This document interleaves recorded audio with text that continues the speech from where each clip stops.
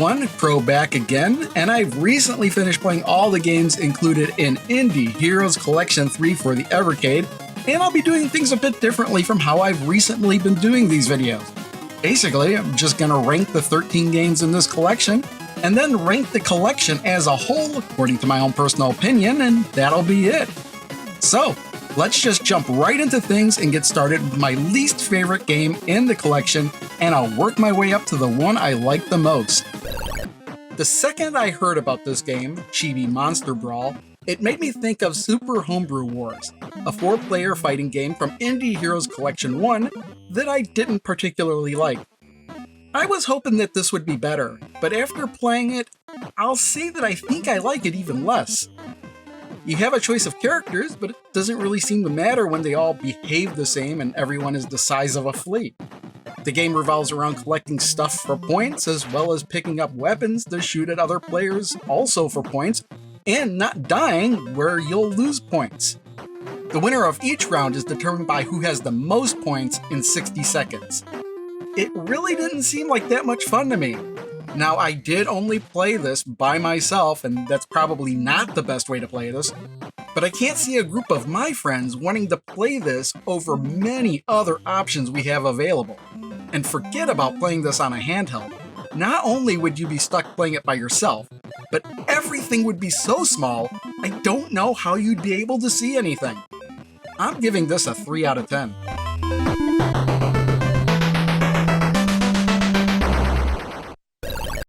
To be honest, I'm not sure if The Little Tales of Alexandria can be considered a game. The premise is that you've just moved into an apartment complex, and then you spend your time wandering around learning about the other residents by visiting them in their apartments. And you learn about them not just by talking to them, but by investigating the items in their apartment. And that's the long and short of it. You can look at everything, but you can't interact with anything. There's no inventory, so you can't take items or give items to other people. There are no puzzles to solve. You can't change anything, so the building's tenants always say the same things, and the descriptions of each item is never altered. The closest this comes to being a game is the fact that there are hidden secrets to find. The most annoying thing about this title, though, is anytime you come close to a person or item, the dialogue box is automatically triggered and you're forced to go through the text boxes again. I don't know why it's automatically triggered. It seems like it would have been a better idea just to not display the text until I hit a button. I kind of see the appeal of something like this, but it just doesn't seem like there's a whole lot here. 4 out of 10.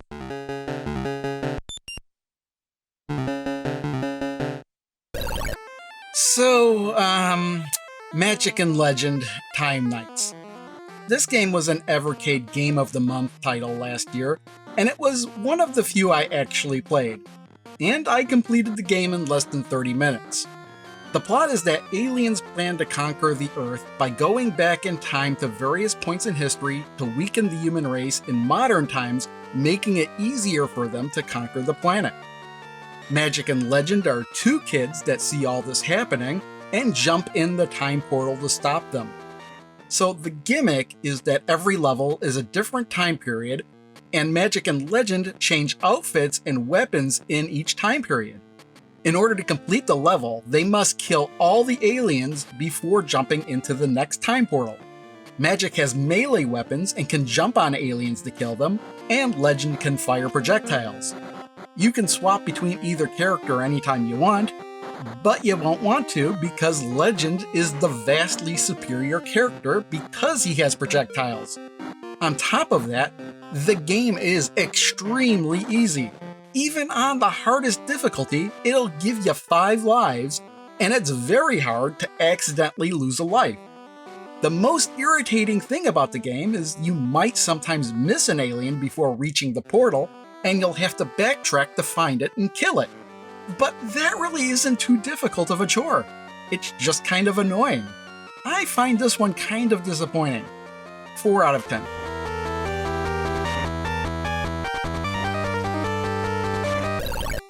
Alright, Bubble Seahorse Adventures.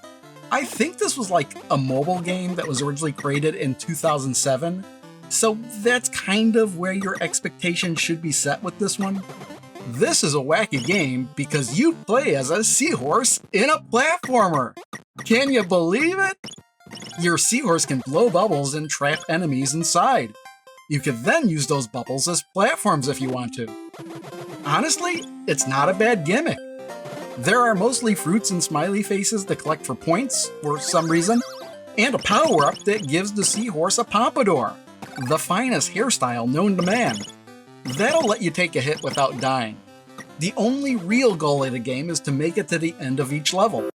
You can collect other stuff for points, I guess, but there's kind of no point to collecting points because your score resets in every level. I could kind of understand this if the game kept track of your best scores for each level, but it doesn't.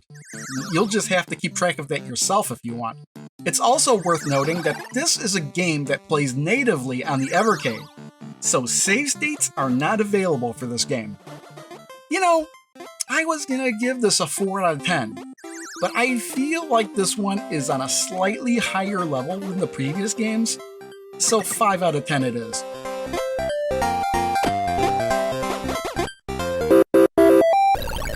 Ah, deja vu. It's Doodle World, again. Doodle World was a title included in Indie Heroes Collection 1, but this is a new and improved revision of the game titled Doodle World Redrawn. One of the complaints I had with the original Doodle World was that it was too easy. And while Redrawn is still kind of easy, I guess the difficulty was beefed up a bit, though it's been a few years since I've actually played Doodle World, so I don't know exactly what was done to make it more difficult. It just feels like I couldn't beat Redrawn as quickly as the original. It's probably minor level alterations and tougher enemy placement, but your character now has a double jump that kind of offsets that difficulty bump a bit. It might just be me, but I think the game moves a bit faster now as well. I mention this because your character kind of feels like he's moving a little too fast for the size he is, which can make it a little difficult at times to actually jump on enemies. The game is an improvement over the original, though it still is pretty short. 7 out of 10.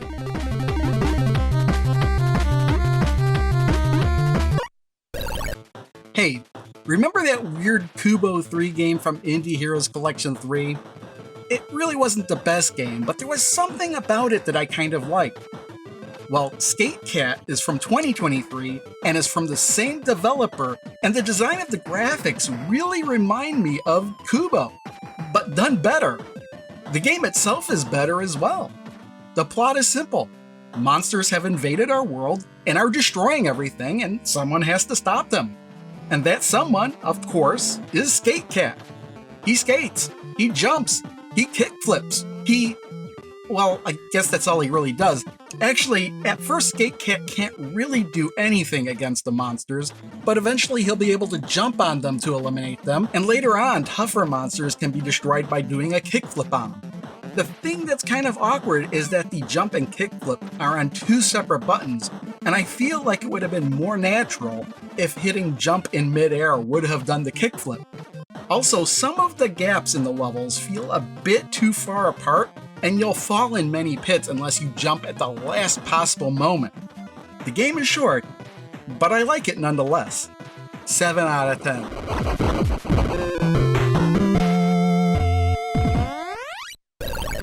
Orebody, Binder's Tale is a game about a robot named Binder who fell from robot heaven. Well, actually it's a floating robot city. Some dude repairs him and they become friends until the day the robots attack the planet and kill Bender's friend. Now he's out for revenge. The game actually plays a bit like Mega Man, except you can shoot upward. Also, you can only change your weapon by hitting a floating block, and then it's your choice if you want to pick up the gun type it dropped. Kind of wish you could get weapon upgrades, but nope, you can only change it. What'll happen though is you'll find a weapon you'll really like, and you'll never want to shoot one of those floating blocks again. You'll also gain new abilities throughout the game as well, like a slide dash, which might be kind of broken because I was using it to pass through projectiles unharmed, and I'm not sure that was intentional. I do like the boss fights in this game though. They're all pretty unique, though most bosses just have one attack pattern that repeats. Another odd thing is if you finished a game and start a new game, you'll get to keep the last weapon you had and all of your ability upgrades when you start the new game. It doesn't matter if you play on a harder mode or even the boss rush. And again, I'm not so sure this was intentional. Regardless, it's a fun game even with its imperfections. I'm giving this one a 7 out of 10 as well.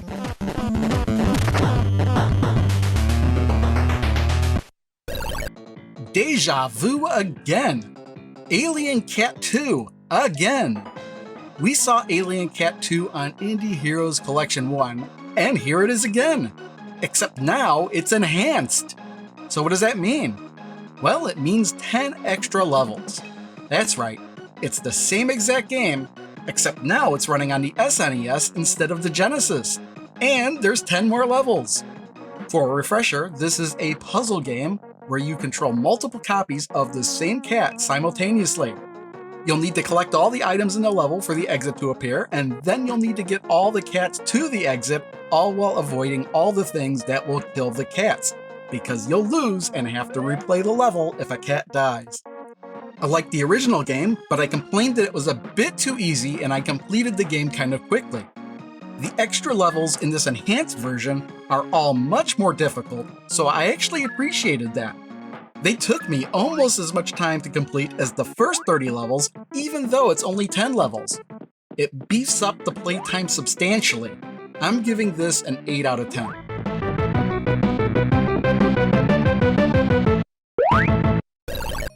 Thunderpaw is a run-and-gun action platformer. It's a really good game with a few quirks I don't particularly like. The worst of it is the knockback. Thunderpaw flies backwards like he was hit with a rocket launcher anytime he takes a hit, and unfortunately, many of the levels have instant death pits he'll just fall into after taking a hit. Speaking of instant death pits, it's nice of the game to indicate with a giant red exclamation mark these pits, except for when it doesn't and you jump into one expecting to find ground below, but you die instead. You can collect and switch between 3 weapons in the game, and you can power up these weapons by collecting the gems left behind by enemies you've eliminated. I find it odd though that you have to have the weapon you want to upgrade selected when you collect the gems. And if you take damage, the gun you're holding loses power as well.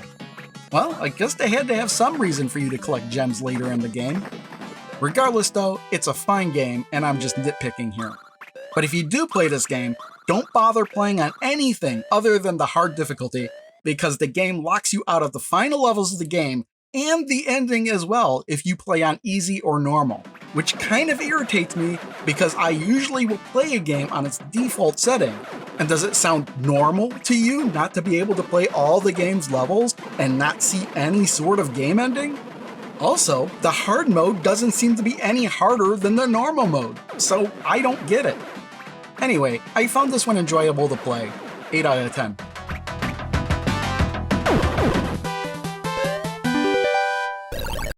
Now, before I even put this cartridge in the Evercade, I thought Donut Dodo was going to be my #1 pick. I played it a bit when it was Game of the Month, and I was really impressed with how the game emulated an arcade game from the early to mid-80s. Basically, you're playing as a baker that runs through single-stage screens collecting all the little donuts before grabbing the giant donut the Dodo is guarding. You may notice a donut on the screen flashing. Basically, when you grab a flashing donut, another donut in the stage will start flashing, and you can attempt to chain together flashing donuts for more points. The one problem I have with this is that the flashing donuts are always random from game to game. Meaning, if you're trying to chain flashing donuts, sometimes it'll be easier to do than other times depending on how far you need to move across the screen for each donut. I think it should have been a set pattern for every game. Another thing I don't like after playing for a while is that when you climb a ladder or jump on a rope to move across, you'll lose control of your character as he moves across the ladder or rope. On the surface it doesn't seem so bad because he moves pretty fast, but the way some of the stages are designed, it can lead to a death. On the Ferris wheel stage, when you climb across the rope, he'll automatically drop at the end, and you may not have anything to land on when he falls. Also, in the candy store stage, the ladder leading up to the giant donut can intersect with 2 of those mice enemies, and the Dodo itself. And because I can't stop in the middle of a ladder, there have been many deaths attributed to that ladder alone. This is the only game in the collection I rage quit on, but I did come back to it like a week later to at least finish the first game mode. But for a game I thought I was going to give a 9 or a 10 to, I'm going to settle on giving this an 8 out of 10.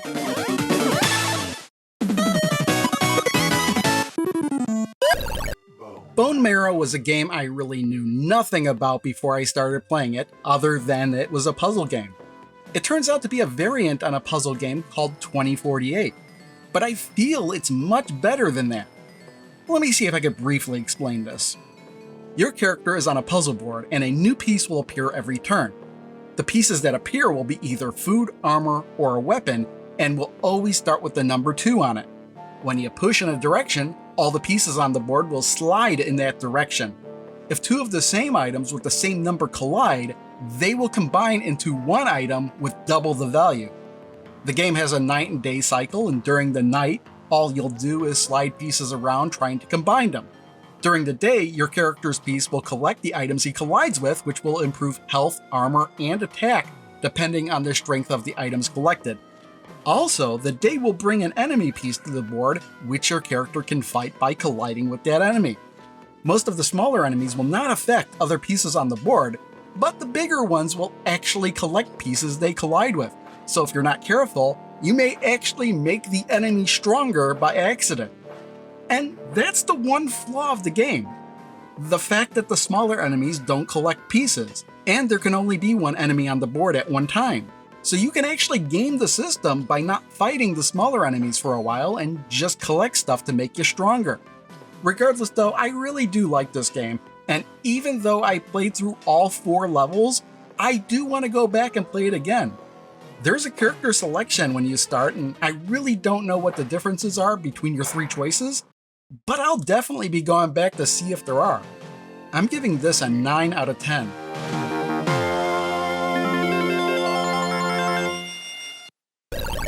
Big Too Small may be the most challenging puzzle game in this collection. If I counted correctly, there are 31 single-screen levels where you must guide a mouse to a cheese, a goat to an apple, and an elephant to a peanut. You'll take control of each animal individually, and you may be thinking, well, what's so hard about that? Well, the twist is that when you start moving an animal, it won't stop moving until it hits something solid. It all starts out fairly simple, but then the game introduces elements that require the special skills of each animal. The elephant can move certain blocks, the goat can chew through bushes and hop over single block gaps in the floor, and the mouse can move through objects with small holes. The mouse is also the only creature that can be killed by traveling over mouse traps that'll start appearing later in the game, and if that happens, you'll just have to start the level over again. There may only be 31 levels, but some of these levels took quite a bit of time to work my way through. Overall, I spent over 7 hours playing this game to completion, and I didn't even get to play any of the bonus levels you would gain access to if you completed certain levels within a limited amount of moves. So yeah, even though I spent over 7 hours finishing the game, I feel like I'm a long way off from 100% completing it. And it was always fun figuring out the solutions to these puzzles regardless of how long it took. So, 9 out of 10.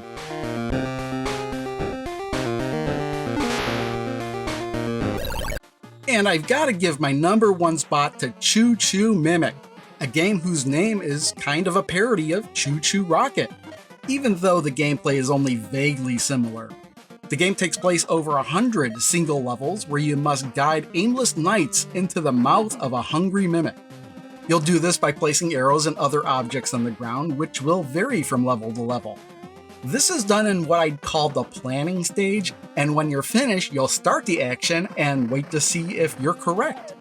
To be successful, you'll have to keep in mind how each colored knight will behave. They will all constantly march forward, but will behave differently when encountering a wall or pit in the floor. You'll also need to make sure that no other creatures kill the knights or that the knights don't fall into any of the pits. The only way to successfully complete a level is to have the mimic eat all the knights. If you're up to the challenge, you can try and have the knights collect all 3 coins in each level before being eaten, and the number of coins collected will affect the game's ending.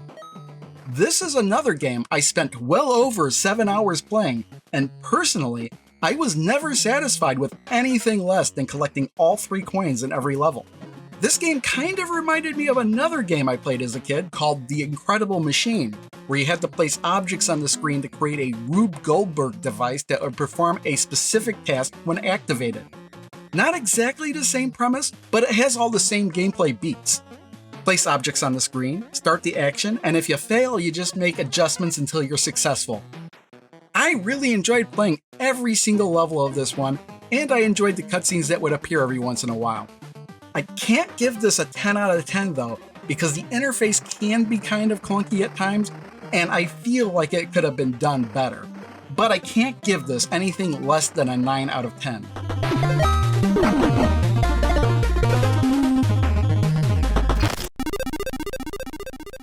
Alright, now it's time to rank Indie Heroes Collection 3 against all the other Evercade collections I've looked at so far. And with 3 games getting a 9 out of 10, another 3 games getting an 8 out of 10, and another 3 games getting a 7 out of 10, this places Indie Heroes Collection 3 on the B+ level, just ahead of Intellivision Collection 1 and just behind Renovation Collection 1. Now, just for a little bit of clarity, because there's been some comments about this, I'm ranking these Evercade cards on a curve, meaning I'm trying to evenly distribute the collections across every tier, and if one tier gets too many cards added to it, I may have to reevaluate how they're being distributed. Also, I'm only considering Evercade collections in this tier list, so while there are collections out there like Atari 50, Sonic's Ultimate Genesis Collection, Mega Man, Street Fighter, Castlevania, and Contra collections that would blow any of the S-tier Evercade cards out of the water, they aren't on the Evercade, so they can't even be taken into consideration. And if they somehow did wind up on the Evercade, well, I'd reevaluate the tier rankings because that would really throw off the grading curve I currently have implemented. And that's going to wrap it up for Indie Heroes Collection 3. Next I'll be looking at the C64 Collection 3, which has a bunch of games in here that I'm really looking forward to playing, including Jumpman Jr., Summer Games 2, which I think includes Summer Games 1 with it, and also Boulder Dash, one of those games I really liked, but never really had a chance to really get into. So, yeah, that'll be next time. See you then.